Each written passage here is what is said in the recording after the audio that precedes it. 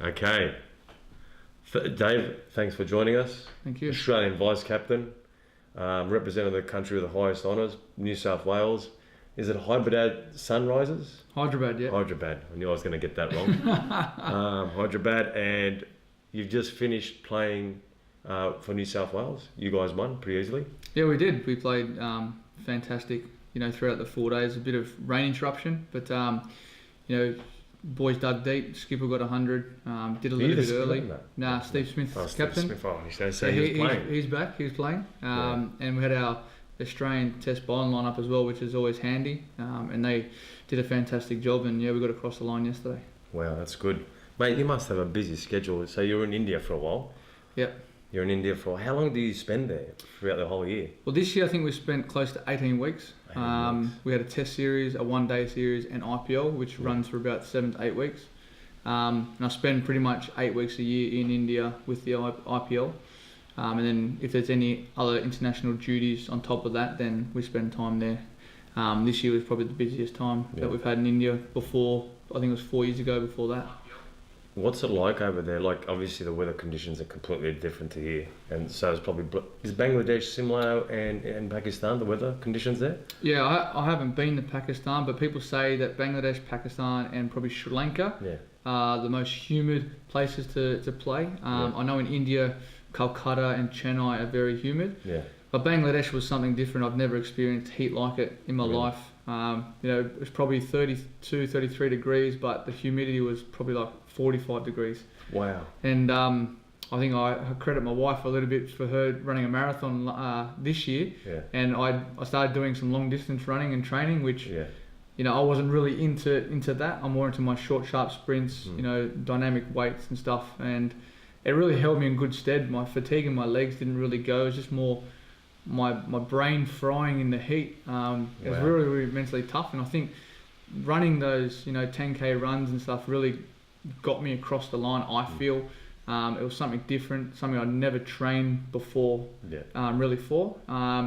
It held me good stead. So that's probably another string to my bow that I've added in my training routine. That I know now, going into the subcontinent, I can do that sort of regime. Yeah.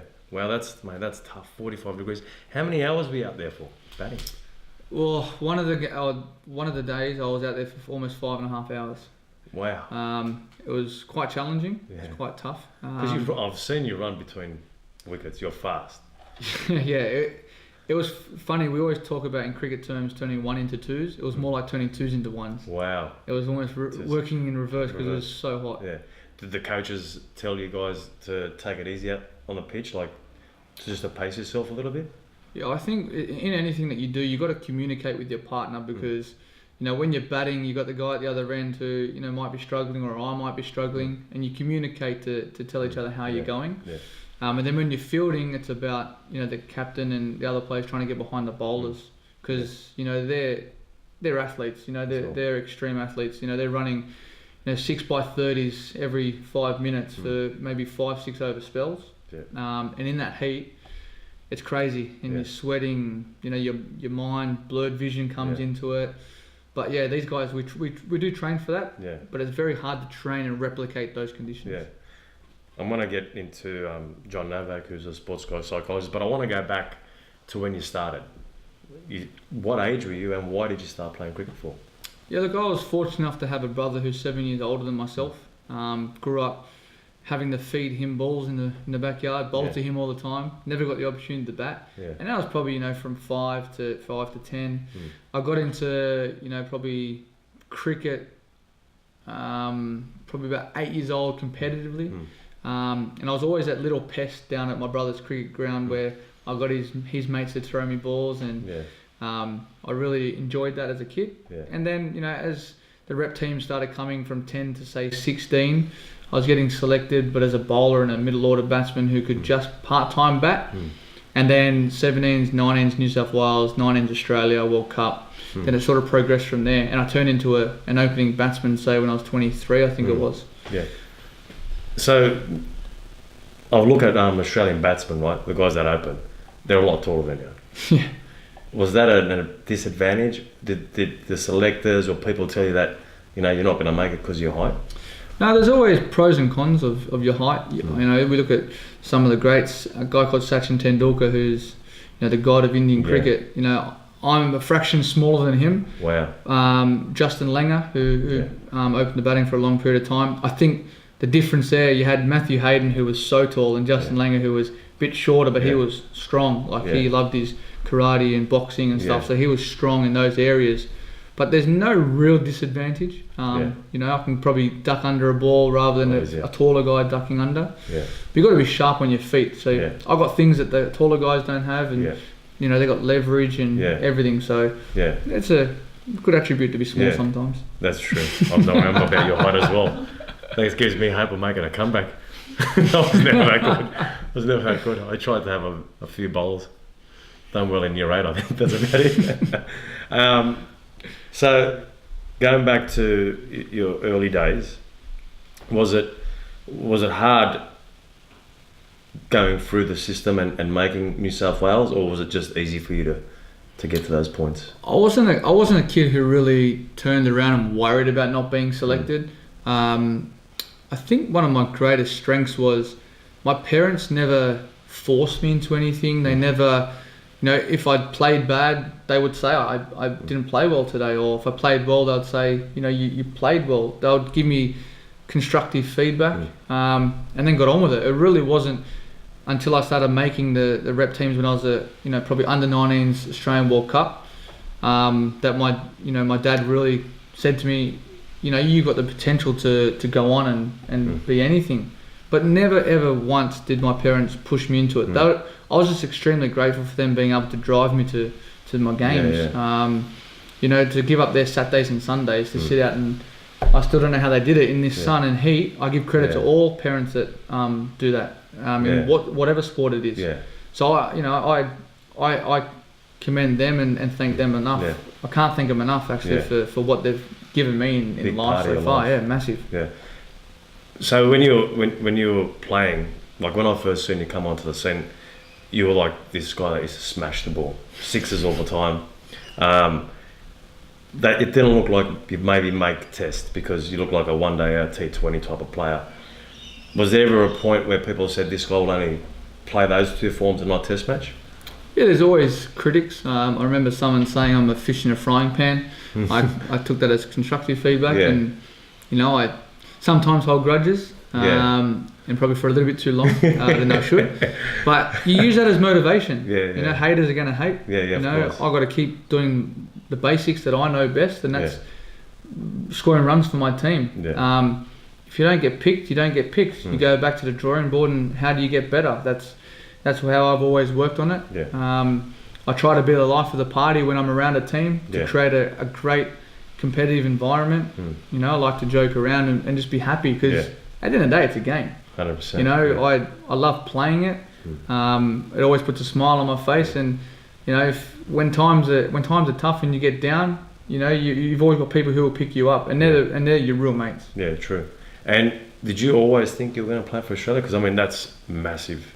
Like, it's the highest honours anyone can have and represent their country. Yeah, you know, you don't really think too far ahead of yourself. I think just making, you know, a New South Wales representative team at a young age, and then sort of progressing to, as in cricket, 17s, 19s is probably where they say, you know, you're going to be potential. And there's been players that have never made the 17s, 19s for Australia, or that have made it. At that level. You know, and that's where I look at that and go, okay, well, this could be real. And that was when I finished school. I had to get a job. I worked at Woolworths since I was 14, 9 months. I worked at a concrete cutting blade place as just a warehouse rep. You know, I had to work hard and then go training and work for it. And it didn't really sink in until I actually made my debut for New South Wales. And then from there, I sort of scored a couple of runs. And then I was labelled as, you know, someone who had never played Test cricket. And I just took that as constructive feedback and tried to create. I mean, I didn't mean it that way. I knew I was hoping you'd make it. I go, if a guy can hit like that. Yeah, well, you've always got ambitions to play Test cricket. That was my, you know, goal as a kid, to get a baggy green. Hardest thing is staying there. Staying there, yes. Because it's easy to get up the mountain. It's hard to stay up there. And it's easy to be complacent. in whatever task you have in life, whether it's playing cricket, sport, your job, you've always got to try and get better and better and wake up and what can I do better today? Sure. And I was talking about, obviously you're big on mindset. You got sports psychologist John Novak that's been helping you out. I was just talking to Candace before about Tim Grover, who was training Michael Jordan in the Chicago Bulls, and he went on to train Kobe Bryant. How important is having the right mindset, especially playing in the subcontinent in places like Bangladesh when the heat is a lot to bear with? Like how has he helped you, and what changes has he made? Yeah, look, in the cricket fraternity, I've always used a guy called Michael Lloyd, who's our team psychologist, and he's helped me massively since I was a young age. And it was probably almost 18 months ago when I was in Sri Lanka. Candace could see that I was really struggling, with how I performed and how there was just so much negativity coming out of me. I just disliked a lot of things. I wasn't playing as well as I'd like. And then she put me onto a bloke called John Novak, and I did a bit of research. And I'm always going to say, not always. Sometimes sometimes I'll say yes to my wife. And I agreed to sit down with John and have a different voice outside of cricket. Yeah. And because it's always in inner sanctum. Yeah.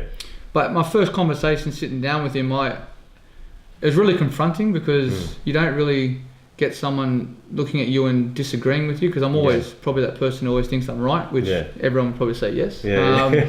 But it was great to sit down with him and just teach me about being a bit more positive, and don't always dwell on the negatives. And then I worked with him for a good couple of weeks before I went to South Africa, and then that's where I got nicknamed the Reverend, because I was pretty much preaching positivity. And I had to try and find a happy medium, which I have now. But it's been great working with him, because I think he's put me in the mindset where I'm capable of overcoming that negative energy. And you got to try and put positive into everything I do, with my training, with my eating, with my discipline, with my parenting, little things like that to make sure you're actually being spot on with everything I do, to be my best self. And that's something that I know from probably the age of 20 to 23, 4, I wasn't putting the right fuel in my body. I wasn't training as hard as I should have. My talent probably and skill got me somewhere, but the next stage from 2013 to where I am today took a lot of discipline, a lot of hard work, a lot of sacrifices to be made. And I always compliment my wife on that, and I know myself had to turn that around as well. But things that I've put in place have helped me, and he's definitely one person that's switched my mind on to get the best out of myself. Definitely. So it sounds like all parts of your life have got a lot more balance. Yep, definitely. And obviously you've got 2 beautiful daughters and a beautiful wife that have helped you make that adjustment and change in your career. How important is having the right partner in cricket? Oh, it's massive. I think you have to have an understanding there, and I think Candace's competitive edge with what she did in her career, the discipline side of things is what was missing from me, definitely. And that balance off the field to get into the right routines, whether it's getting up at 4 a.m. and training, me thinking, why would you do that?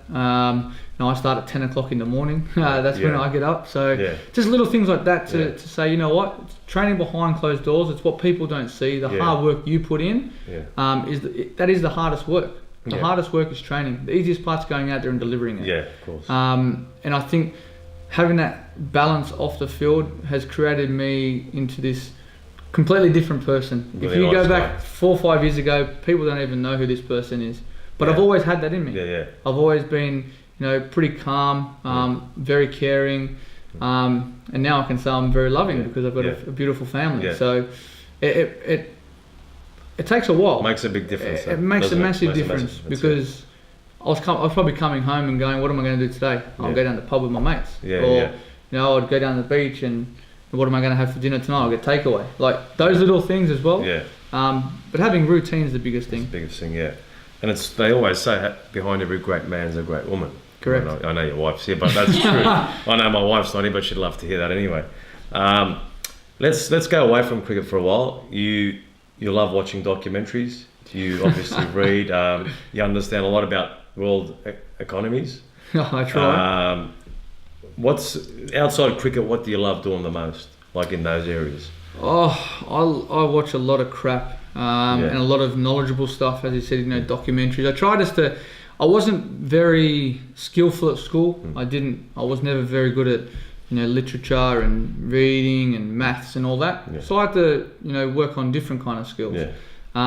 But now I've learned a lot more, and I'm around a lot more different people who are well educated, business, lifestyle, you name it. I'm meeting so many different people. I have to have interests outside of just cricket, and I think that's helped me a lot through watching this stuff. And we get to meet a lot of people, so I need to know certain things, and I mention some things to people, and they go, "You actually really know stuff about that?" I'm like, "Well, I just read up on it. I'm no expert.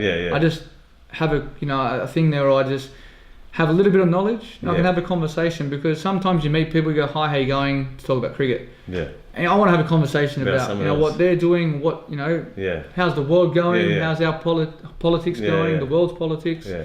I like that stuff. Yeah. It just keeps my brain active. Which economies are the best? Is this the best country, or should we move? Look, I think I think everyone's up and down at the moment. Okay. They're not sure what they want to do. Yeah, let's just be conservative. Okay, I'll have to pick Split the difference. Yeah, I'll have to pick your brain after this.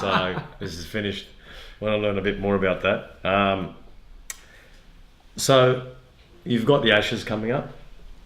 How do you think we're going to go? I mean, we're probably not in the best form we've been in. We always want to beat the English. We don't want to lose to them. Otherwise, half the gym's going to give it to me. How do you think we're going to go? I think we're going to go well. It's going to be a close battle. You've got two competitive teams. It's such history in this. Growing up as a kid, watching the Ashes is the pinnacle of Test cricket. I'm really looking forward to it. We don't just represent ourselves, we represent the country, the past players that have played, and the future generation of the game. So I'm really excited to get out there. I'm a competitor. I've said it time and time again, when I cross that line, I'm a warrior. I'm trying to get the best out of myself and the team to give it our best. And we always do. We always find something. And to be on your home soil again and play the Ashes is always a massive occasion. Yeah. Looks like you've got a fair few players coming back with Stark and a few other, so the bowling attack looks like it's really good. Yeah, there's been a few injuries the guys had, and they've overcome them, and they look a lot stronger and determined. This week was a great hit out for the guys. It really sends a message that that they're ready to fire, and I'm looking forward to those guys coming out, and obviously the batsmen as well. We talked about the last sort of 18 months has been a bit turbulent up and down, losing wickets in clumps, but for us it's about going out there and not worrying about that. Just going out there and go back to the basics and just play the game and play it how it is. We talked about playing in the subcontinent, and India's been one place where we've always struggled. Is that because it's a mindset that the team has, or is it because it's just so hard out there? Look, it's always a challenge when you go to the subcontinent to replicate conditions in preparation. We always talk about preparation being spot on. That's a key area, and we've done exercises where we've gone to Dubai, we went to Darwin, and I think that's held us in great stead. And to win a game in the subcontinent was massive for us, because that preparation really nailed it for us, and it worked. And there's a couple. We talk about a couple of sessions here and there where you lose a 5-day game with 1 or 2 hours of play when you get down to the nitty gritty. But the challenge is for us to keep working harder when we get ourselves in the preparation mode. We now have a routine there where we know what's worked.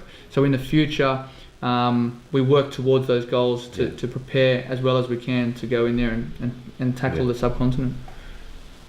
You're 31, is it? 31. Okay. How long do you see yourself playing the game for? And I know there's a lot of guys that are coming out with books. Are we going to see your book come out in the future? I want to definitely buy that. I'm one of those people who, I like to keep my stories till I finish. Till you finish, yeah.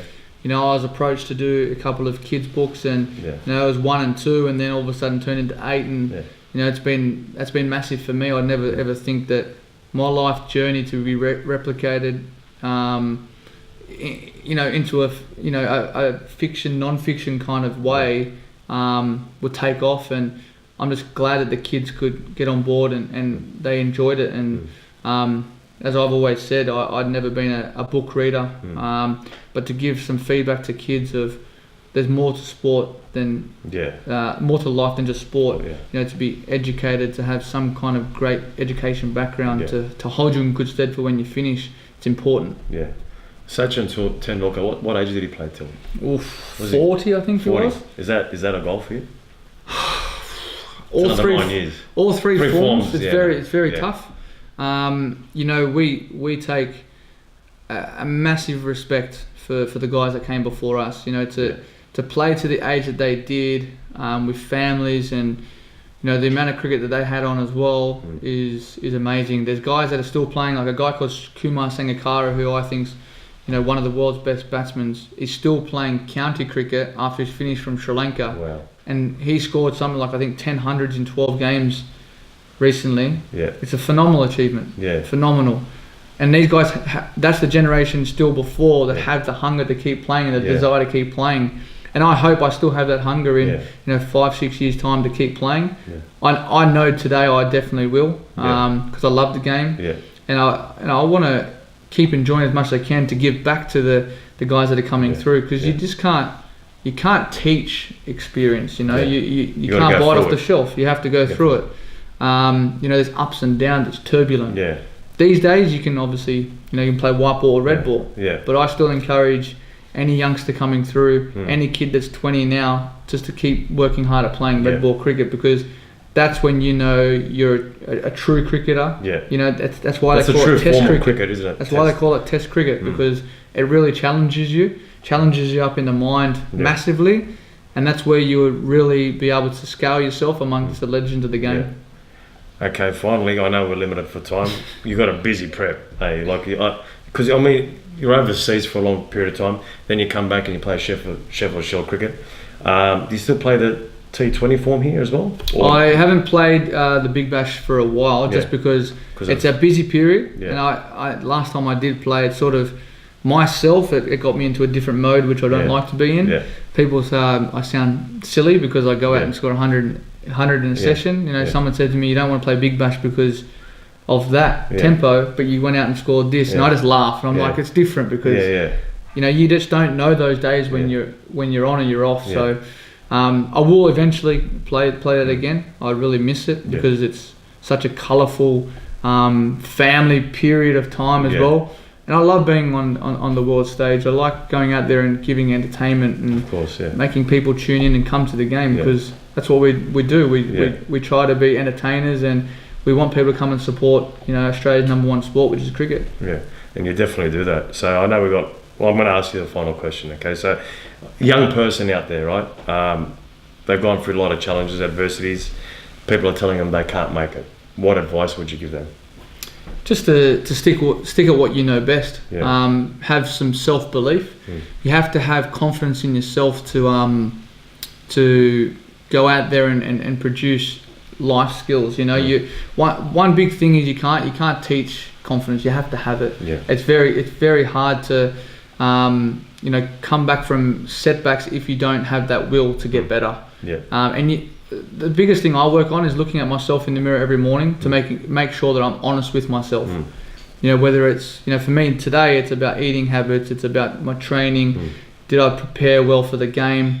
You have to look in the mirror at yourself, and if you're honest with yourself, you will overcome a lot of obstacles that have been in your way. 100%. And when you're there and you're going well, that's when you have to look at yourself again in the mirror and say, how can I get better than what I am at the moment? Because it's always very easy to be complacent, and I've been there before. Yeah. So the person in the mirror is really the person standing in front of themselves. 100%. You know what I mean? They're the ones that are in their way. Yeah, 100%. Well, mate, I want to thank you for your time. Your family and their support for Titan Fitness means so much to us. I know you're super busy, but Dave, thanks a lot.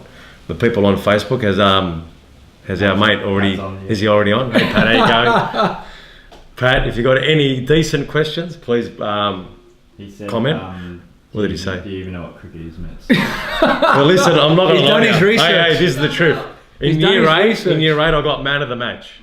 All right, I scored 40 runs, and I think I took 3 wickets. The beach must be closed. It's, You know- it's 1 o'clock. It must be Macca's run, KFC run, KFC run time. You know, look, just between us, Pat is a massive fan of mine, right? He loves everything I do. He just messaged me before, and he's probably wondering why I haven't messaged him. He messaged me about 3 hours ago about a video we're going to do for November. But thanks a lot, guys. I really appreciate it. Guys, if you like episodes like this, please like, share, comment, subscribe. Let us know what you thought of Dave and I. And if you thought I gibber on a bit and I don't know enough about cricket, please let me know. And also, go to my link in my bio on Instagram and please donate to prostate cancer. 1 in 7 men get it, and we'd love to find a cure for it. So thanks a lot, and we'll see you guys next time. Thank you. Thanks, Dave. Appreciate it.